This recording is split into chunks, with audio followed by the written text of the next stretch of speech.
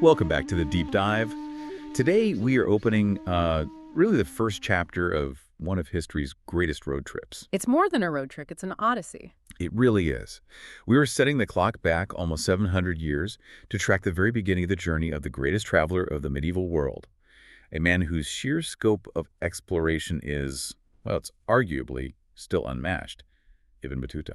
And it's such a privilege to walk through these first steps with you because, for anyone who wants to understand the 14th century, the incredible diversity of the Islamic world, its economy, its spiritual ambition, his account, the Rila, is absolutely essential. It is. But this first leg of the journey is so important because we see the man, not the legend. We see how a young man's character and his entire life's direction just changed. That's it, exactly. Our mission today is a deep forensic dive into the very beginning of that change. We're tracking Muhammad ibn Abdullah from the Luwada tribe in Tangier from the moment he leaves his comfortable home in 1325 CE. And we're following him until he reaches the great teeming cities of Egypt and makes his first attempt at the pilgrimage. We're literally watching a judge in training transform in real time into a global explorer.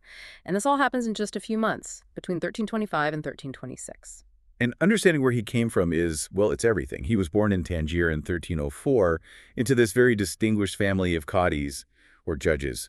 So this was a man who was already set on a very powerful, very established career path. He wasn't some restless adventurer. Not at all. He wasn't a merchant or a soldier or a penniless poet looking for a patron. He was an academic, a jurist. So when he sets out at age 21 in 725 in the Islamic calendar, he's not just, ticking a box for the Hajj pilgrimage. That's so crucial to understand. Precisely. The pilgrimage was the method, but the goal was vocational. It was professional. He left to meet the great scholars of the Eastern legal schools, the madahib, and to get these academic diplomas, the ijazat. Which would have, boosted his career back home? Massively. It would enhance his qualifications, his prestige for a top judicial career back in Morocco. He was going to network with the intellectual superstars of his age. Okay, let's just unpack that for a second. If you imagine a modern equivalent, his plan was basically an elite graduate-level academic road trip. Yes. Where you have to physically cross the known world to meet the primary source authors and get your degree signed off in person. It was just a massive intellectual investment. It really was. And the proof is right there in the text. Decades later, when he's dictating his story, he meticulously records the name, the title, and sometimes even the physical description of nearly every scholar he met in these early days. It just confirms that legal and academic ambition was what drove him out of Tangier. Before we actually hit the road with him, we have to address the nature of our source material, the Rila, because it's not a diary, and that completely changes how we have to read it. This is the single most important thing for any modern reader to get. We rely almost entirely on this text, but Ibn Battuta didn't write it himself. He dictated it. He dictated the entire 30 years of his travels to a court secretary, a man named Muhammad ibn Juzay. And this was under the direct order of the Sultan, Abu Inan, years after he'd finally returned to Morocco. So Ibn Juzay isn't just a scribe taking notes. He's a professional writer. Yeah. He's shaping the narrative. He's editing. He's refining it. Absolutely. His job was to take this conversational dictation, which, probably mixed classical Arabic with colloquial Moroccan dialect, and turn it into high literary art. He's adding poetry, clarifying all these confusing non-Arabic names Ibn Battuta is throwing out, and basically structuring what was a massive oral history. He's the ultimate ghostwriter. He's turning a lifetime of memories into an epic saga. Yes, and that process, the dictation, it probably explains some of the fuzzy parts we find in the text. When you're relying on memory for 30 years, the chronology is going to get a bit messy. It does. The sources point out that the chronological order is sometimes confusing, especially in his later accounts of, say, India or Syria. He visited Egypt more than once, for example, and his dictation seems to merge details from his first visit in 1326 with his last one in 1349. Creating what scholars call temporal mixing. Exactly. We have to navigate that very carefully. And the skepticism about his stories, that didn't start with us. It started the moment he got back. Oh, far from it. When he returned, the sheer scale of his travels was just unheard of.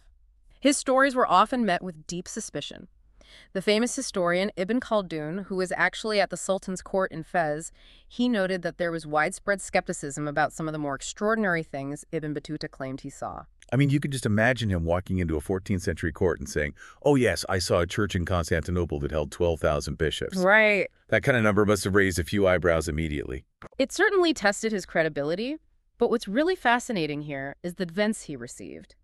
The sources show that despite these accusations at court, very respected scholars, like a man named Ibn Marzouk, defended him vigorously. And what was their argument? They cleared him of being a deliberate liar. They pointed to his piety, his vast knowledge, and the simple fact that he had been to these places. So Ibn Marzouk was basically saying the traveler's eye was honest, even if maybe the secretary's pen or the passage of time added a little dramatic flair. And that defense is crucial. It argues for the honesty of the observation, which is what gives us that rare, unfiltered window into the medieval world that we're looking for. So let's turn the clock back now to the moment of departure. Rajab 2, 725 AH, that's 1325 CE. Ibn Battuta is 22 years old, and he starts this journey with a very emotional, very solitary farewell from Tangier. The commitment is just astonishing. He's set out completely alone. And he writes about the profound sorrow this caused because he was leaving behind his living parents. He knew the distance and the danger meant he might never see them again. The language he uses is incredible. It's so evocative. He talks about abandoning his home like a bird forsaking its nest. That is a life-altering decision. For someone from a prominent, rooted family to just voluntarily sever that tie, knowing the emotional cost, it says so much about the ambition driving him. This wasn't just a duty for him. He was submitting to a calling, even if it meant this profound personal sacrifice. And that sacrifice is immediately followed by just brutal physical hardship. He starts traveling east through the Maghreb.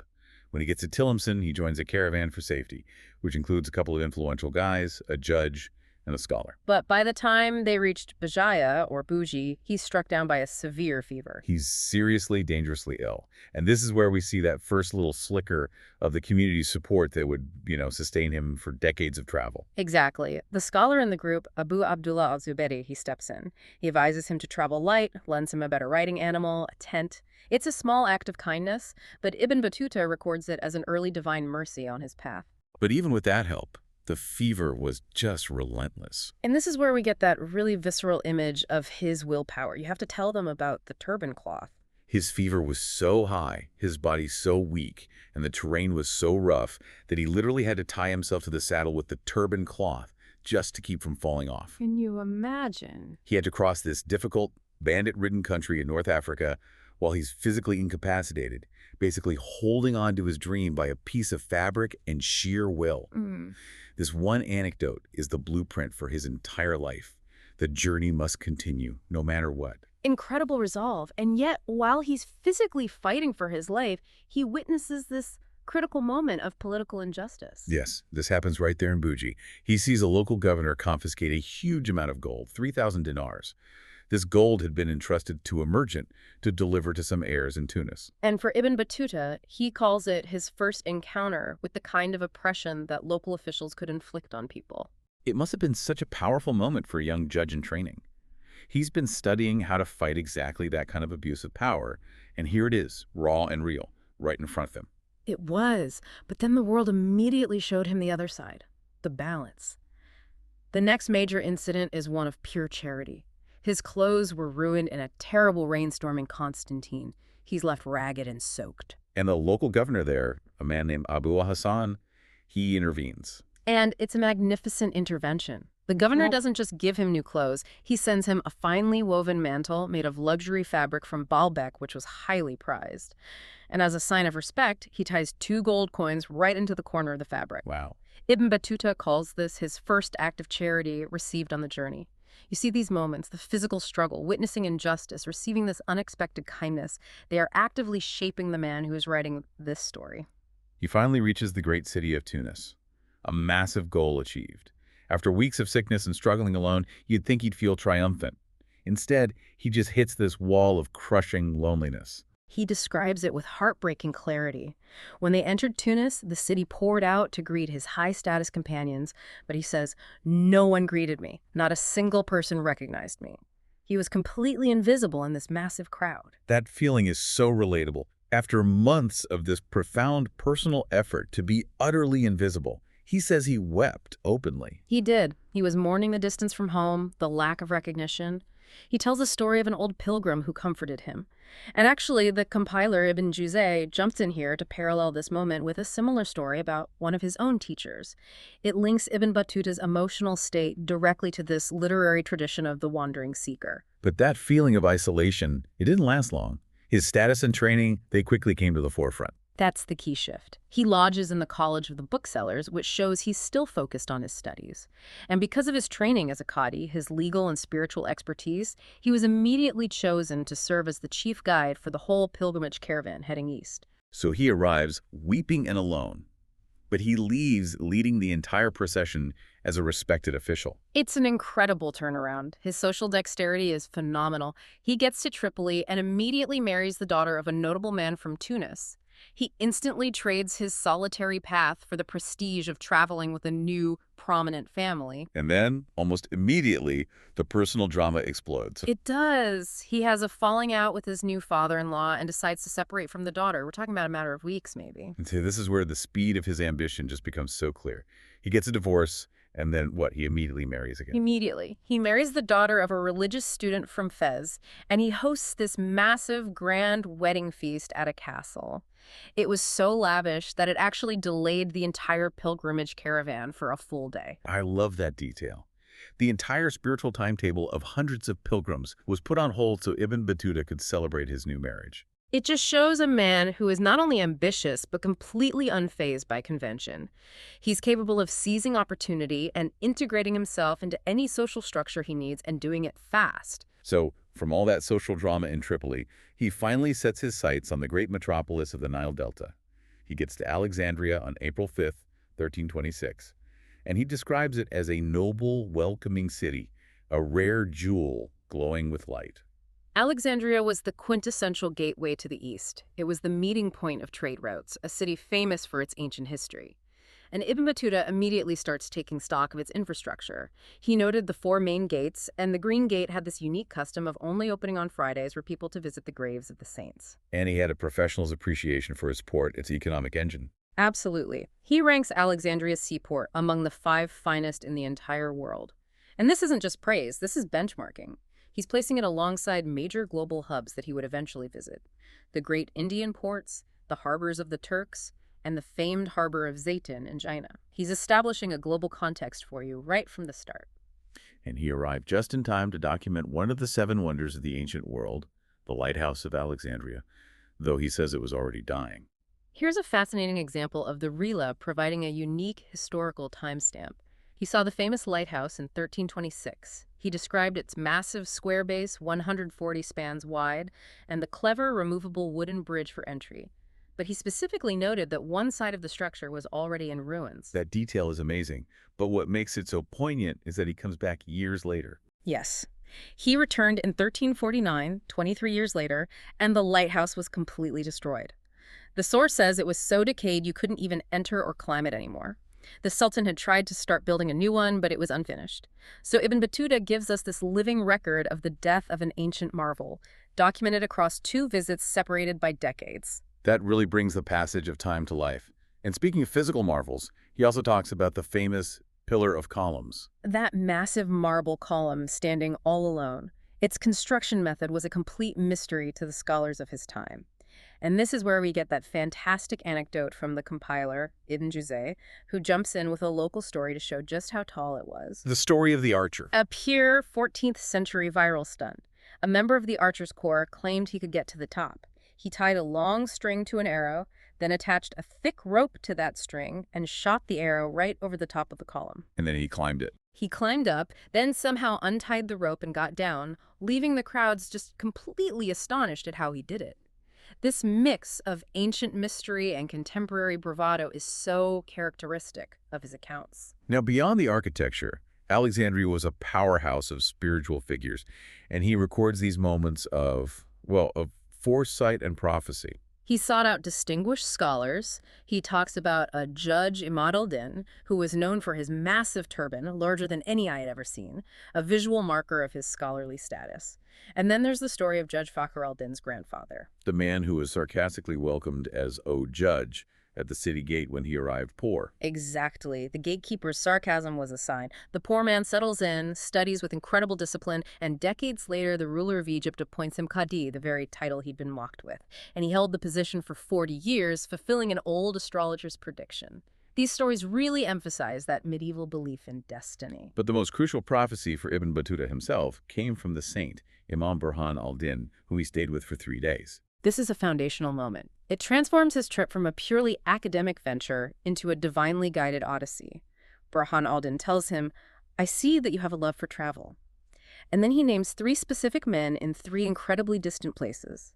Farid al-Din in India, Zakaria in Sindh, and another Burhan al-Din in China. Places Ibn Battuta hadn't even thought of visiting yet. That's the astonishing part. The saint tells him, "When you meet them, give them my greetings." Ibn Battuta records his complete shock, but the prediction came true. This moment effectively gave him a spiritual itinerary that stretched across Asia. It validated his wandering and cemented in his mind that his path was not just a choice, it was a spiritual calling. With his spiritual path now laid out, Ibn Battuta moves inward from Alexandria to the undisputed center of the medieval Islamic world, Cairo.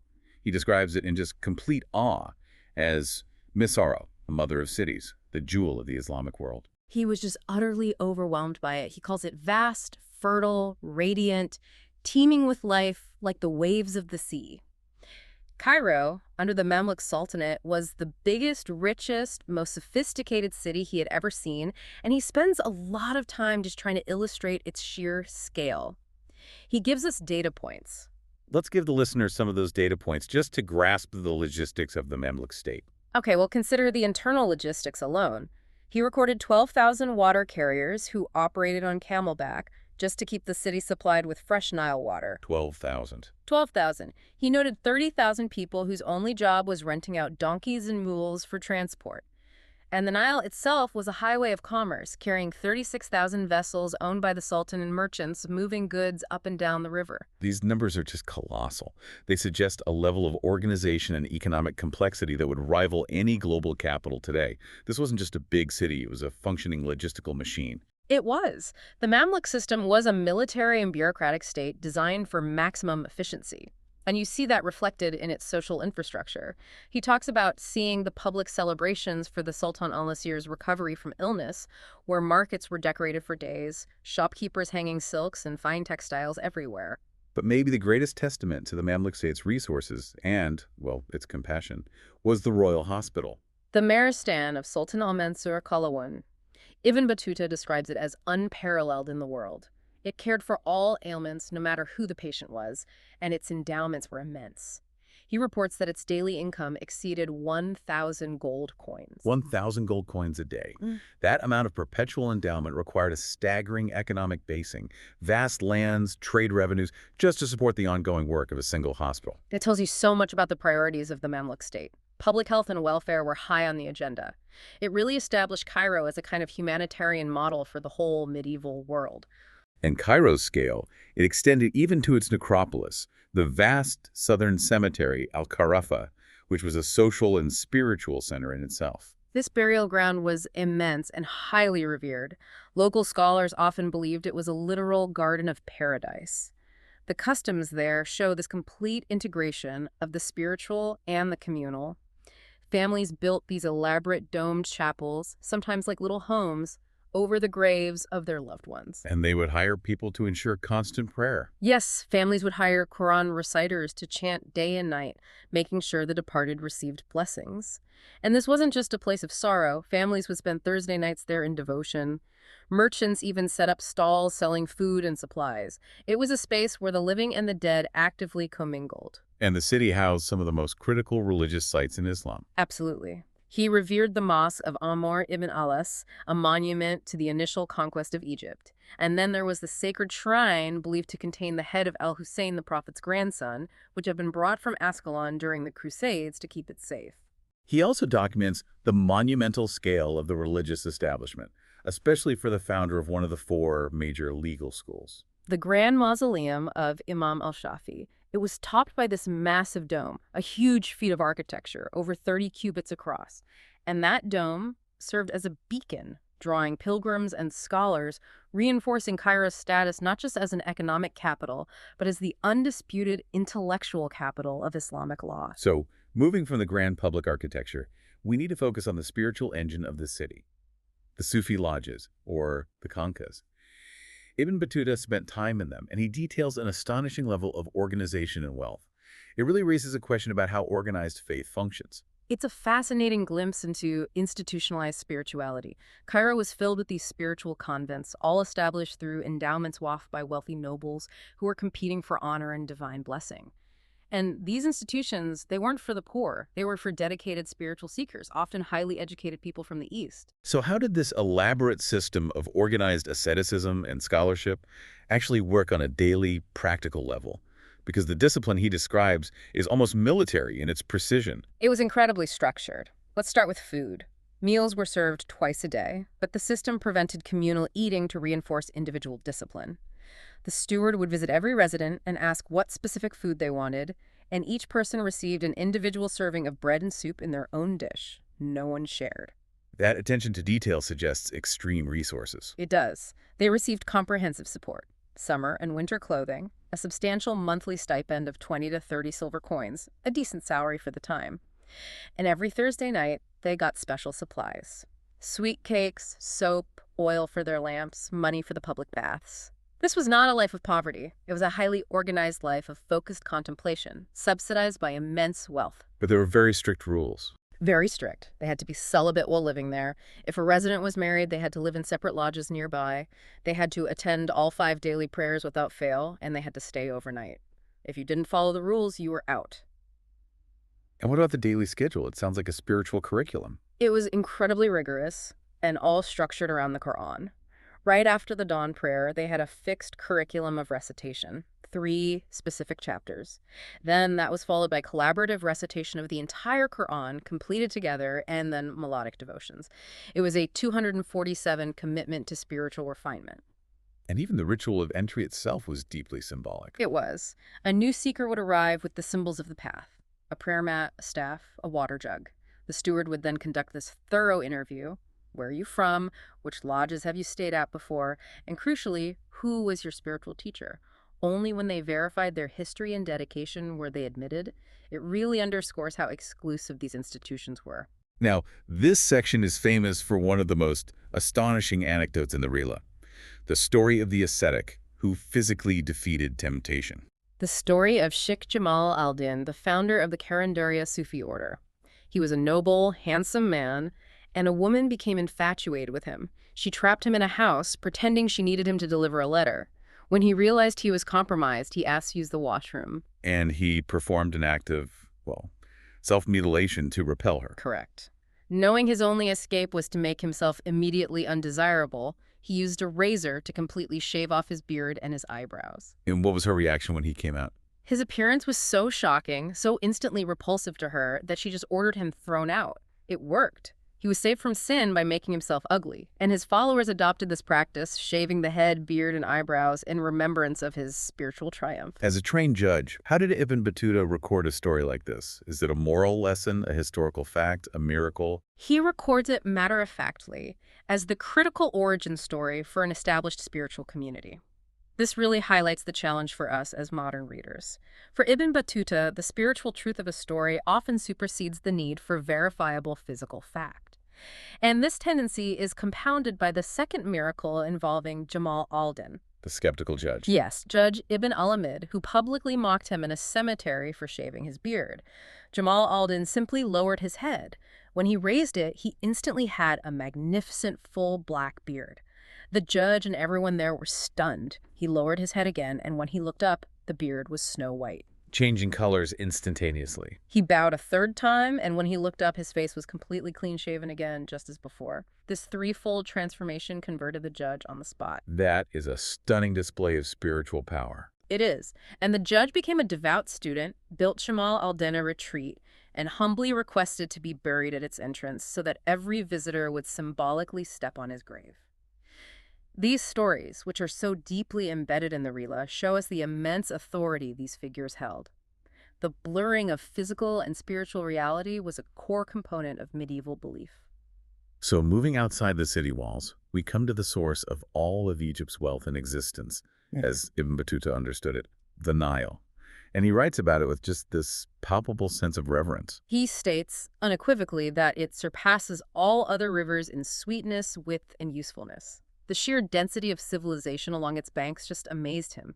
It was continuously lined with towns and villages. The entire region looked like one single massive city stretching for hundreds of miles. And this is where the hydrology gets really interesting. The Nile basically defies the climate.